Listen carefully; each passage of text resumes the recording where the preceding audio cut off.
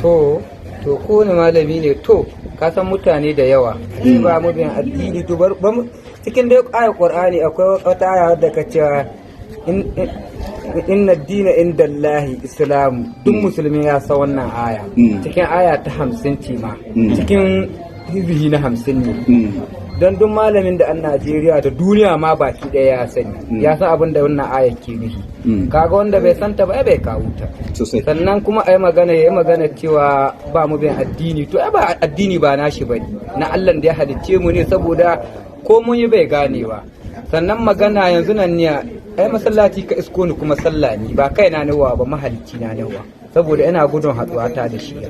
kuma biyan bukata da bello ya buke bukata in yi mai yanzu ya ce na zauna da ni kurkuku ƙarya yake haɗin ma malami ne na gaskiya to ko bai taɓa wa kowa ƙarya ba ne sai Allah ya isa man saboda ya yi mani ƙarya ni ban taɓa zuwa kurkuku ba duk jami'in tsaron Najeriya tun da nake duniya ba a taɓa kai ni ko sai ɗayan sanda ba haka bello ya ce ya gani ko ƙarya yake tsogoronta kowane ne shiya kuma sannan ya buɗe baki ya ce